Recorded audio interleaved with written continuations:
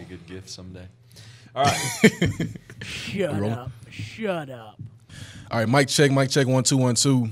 Welcome back to another episode. This is episode 003 of the podcast. Here with Trevor Knight, very good friend of mine, former Oklahoma quarterback, former teammate of mine in 2016. And it's a pleasure to have you here, Trevor. Yeah, it's good to be here, man. I'm excited about what you got going on.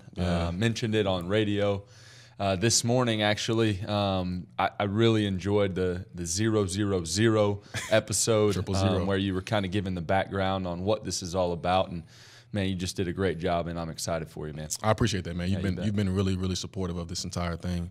You know, you along with all the guys over at Texas, Billy, Gabe, all those guys have been tremendous. But it's a pleasure to have you on, man. Like I said, the topic today is SEC quarterbacks. And I thought, who better than Trevor Knight to come and weigh in on the different things that are going on around the conference. So this is what we're going to do, man. We're going to talk about, from your perspective, what it is like to lead a team in the SEC, a very competitive conference. We're kind of going to flash back a little bit. I want you to share a little bit about your story, about transitioning from Oklahoma coming over to A&M. Then we have Bruce Feldman calling in, actually. Bruce Feldman is a college football reporter for Fox Sports and FS1, also a New York best time seller. He's going to actually weigh in on the quarterback situation around the SEC.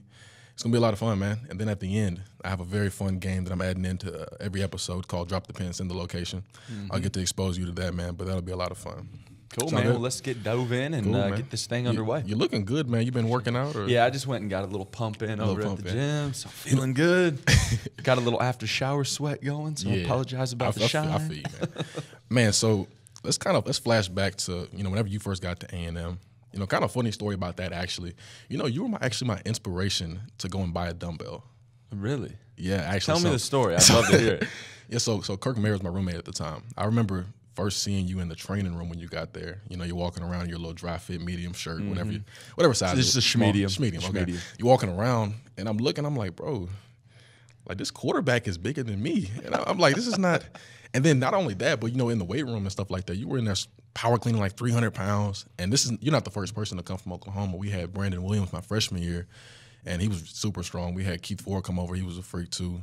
I'm like, bro, what are they putting in the water in Oklahoma? So saw you, and I was like, I can't have a quarterback bigger than me. So I went to Walmart, bought a 35-pound dumbbell, and now I've been doing curls ever since, man. So it's paying off, man. You're huge now. Man, I appreciate that. Absolutely. Moved from safety down to linebacker and then to DN, man. You worked your way up there in the bicep department. But that's funny that you say that, because whenever I came here, that was my mentality.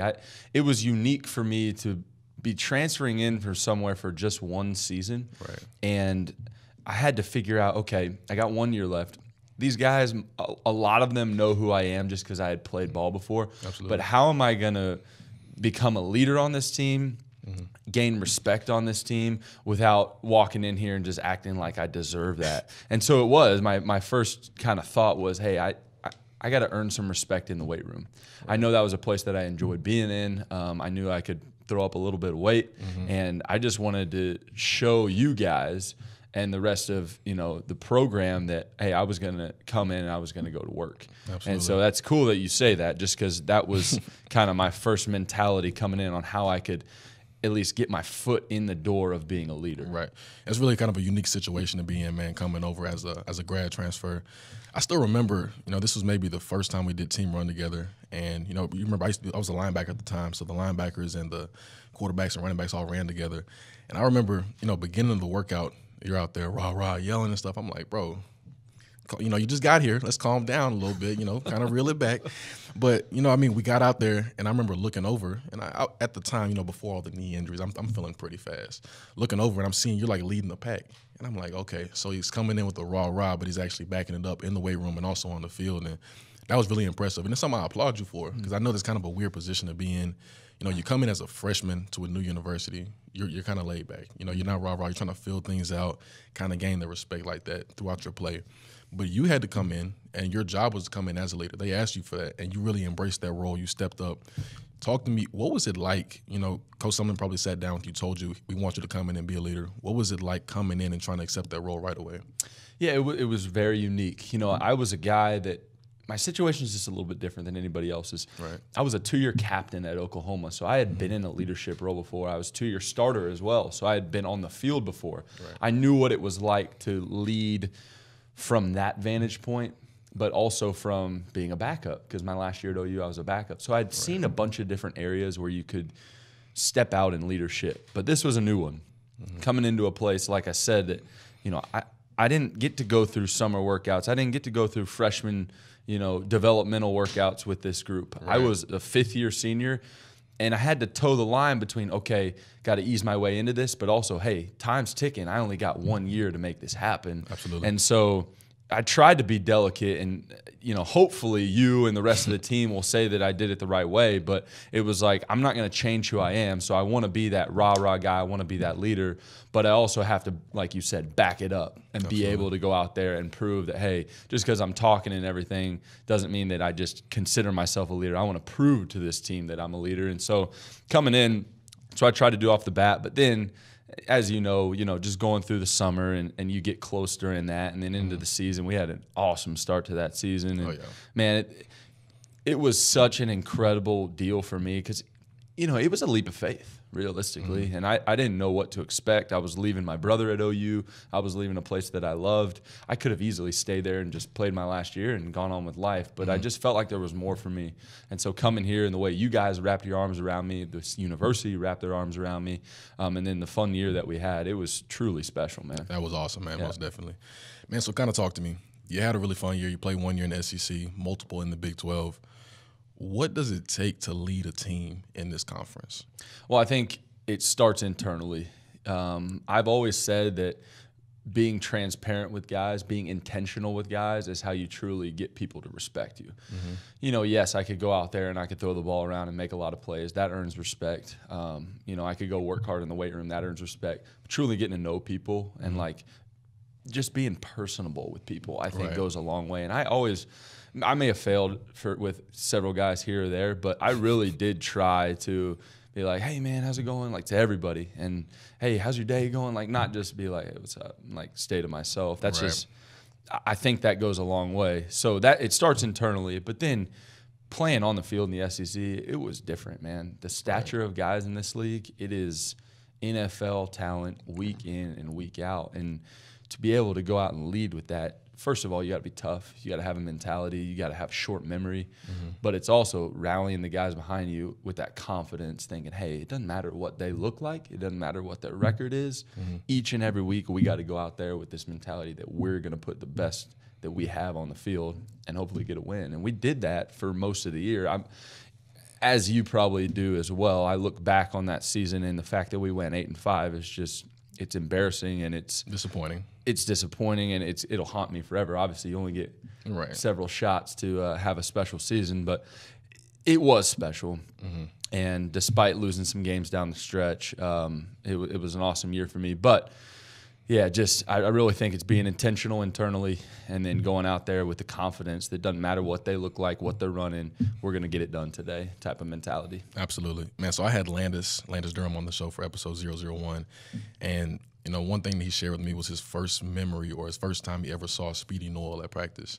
And he said that he was running a slant and he caught a ball and he was running sideways and then he accelerated upfield. And he just described it as something ridiculous. And we had all kind of guys on his team, all kinds of talent. What was your favorite moment of that year you played with us? I think my favorite moment, I've got a couple, but I'm gonna stick to this one. Tennessee. Okay. Obviously, big time game. We were number 8. They were number 9. They had come off a couple weeks where they pulled off the miraculous with Hail Marys and all sorts of stuff, and they almost did it to us. Almost. We jumped out on them. We were playing a great game, and then they came back in miraculous fashion again, sends it to overtime. And we ended up going field goal for field goal in first overtime. Second overtime, we score. And then I've never heard a stadium like I did and Kyle Field erupt when Armani Watts intercepted that last ball. And that was so fun for me because, first of all, awesome play, win the game. Right. But the pure joy we had after that game, running on the field, tackling Armani, high-fiving. I think Chief, our D coordinator at the time, got ran over and tumbling on the ground, just rolling. Yeah. Pops up, still got a smile on his face. Dude, that's the moments that you live for playing this game. It's just all the hard work you put in, everything. Absolutely. For it to pay off and to be so happy in that moment, makes everything worth it. So it makes everything worth it. You're Absolutely. Man, so let's kind of talk about some different guys around the conference. Who are some players in this conference at the quarterback position who've impressed you most this season?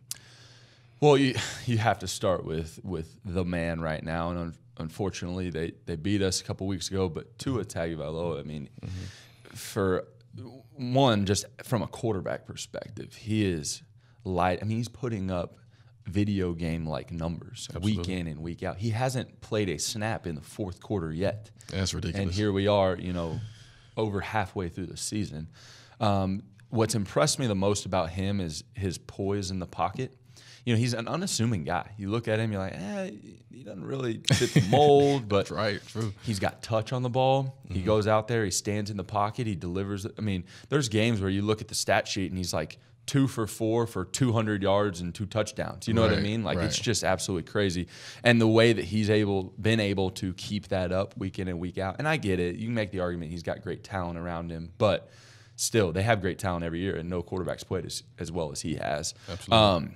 Then I really look at 2 guys after that. You've got some guys that are quote unquote NFL names in Drew Lock and Jarrett Stidham. Right. But there's 2 guys ahead of that. One of them's right here, Kellen Mond. Absolutely. The way that he's adapted to this new coaching staff, this new offensive style, and been able to lead from that position this year, I mean, it has been unbelievably impressive from a playing standpoint and from a developmental standpoint as a leader. He's a quiet guy. You know that. You know him.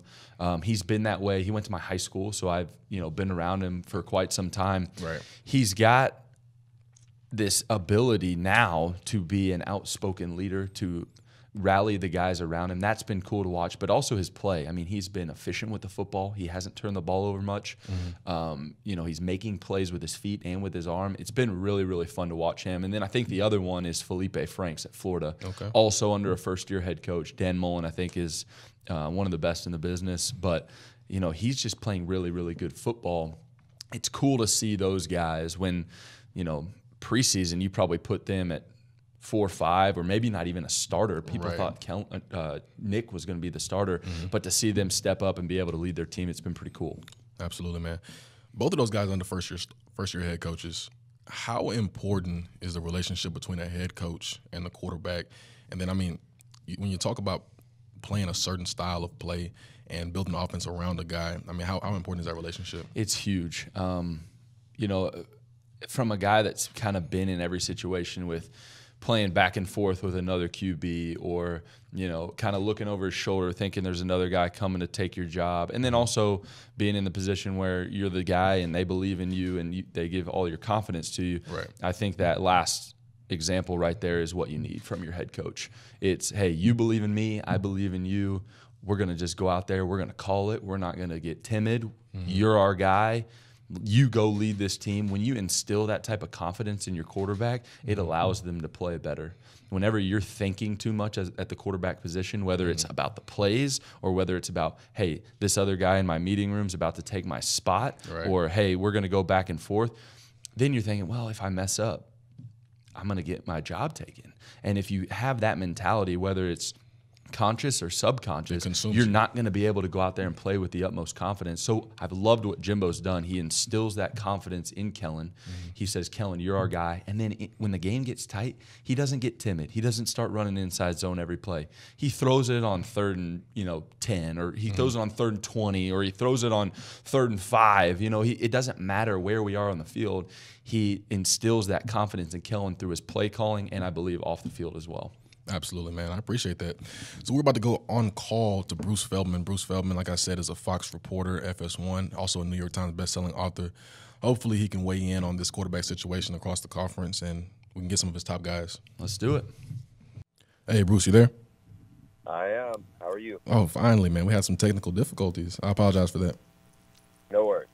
All right, cool, man. So, I know you're a busy guy. I really appreciate you taking the time to speak with me.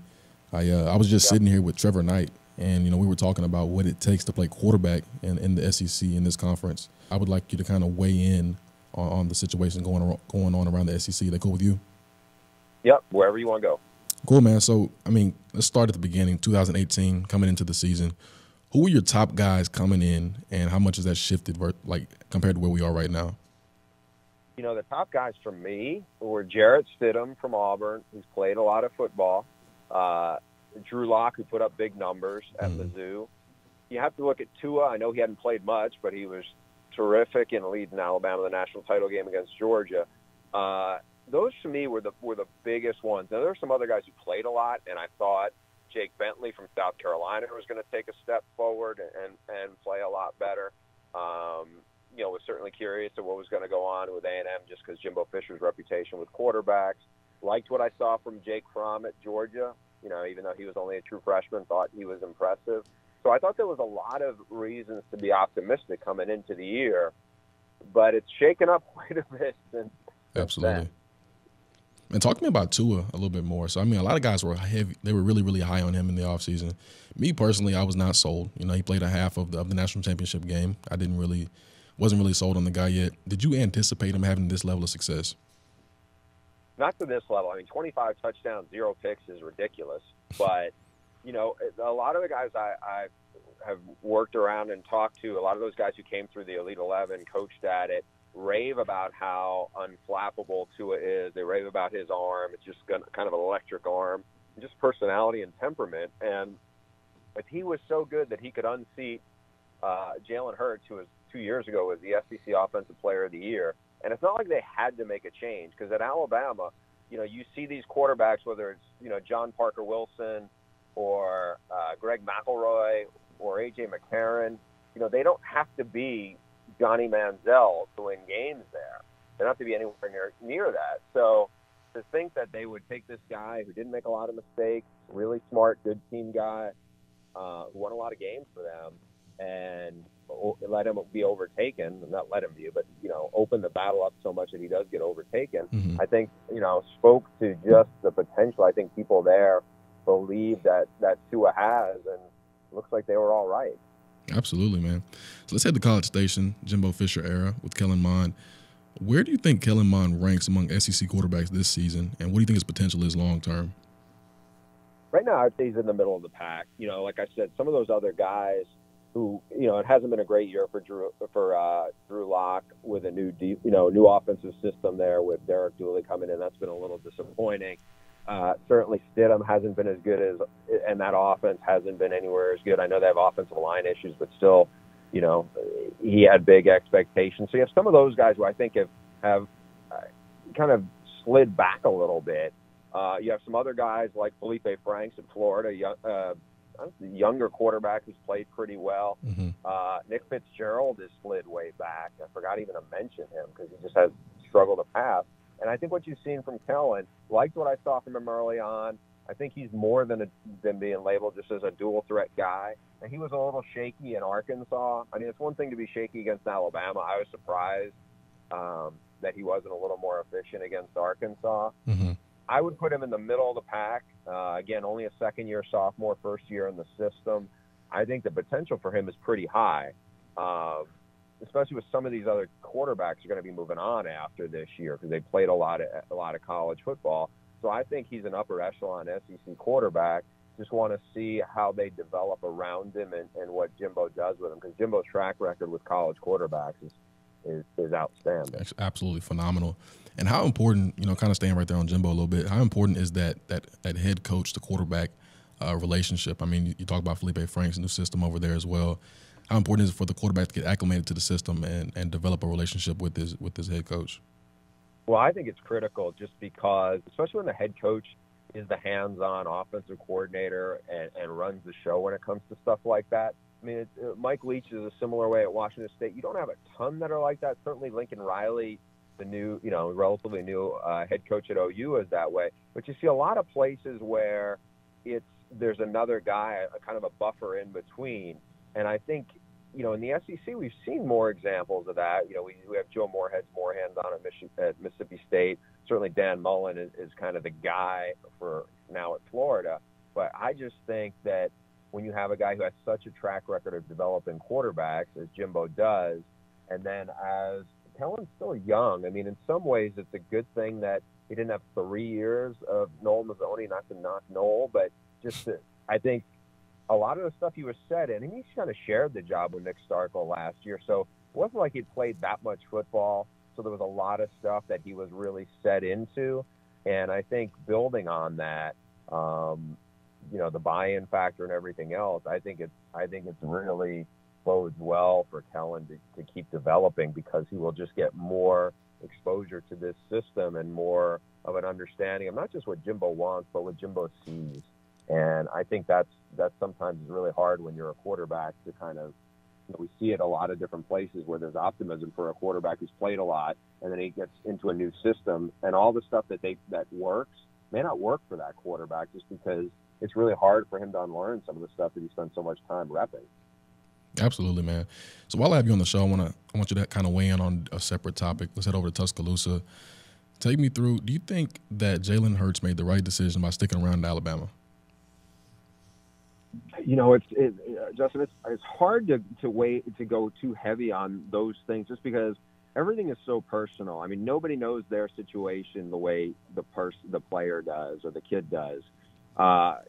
In his case, it's a little different than Kelly Bryant, because he hasn't redshirted. Now, he's obviously not redshirting this year. He's going to graduate. He will have another year left if he opts to transfer this winter.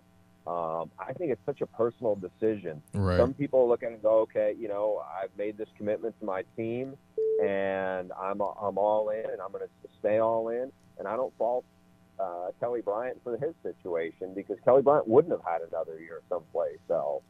So it's really, it's difficult. The way I kind of equate it is it's a little bit like trying to be critical of somebody where they donate their money. I mean, it's their money. What do they do? It's easy for me to say, why are they not giving more? Well, it's like, it's not my money, it's their money, kind of stuff. So right. I respect how Jalen Hurts is handling it. I think everything from what I've seen, and just a little I've dealt with him even over this summer when I was around both he and Tua, has been very impressive.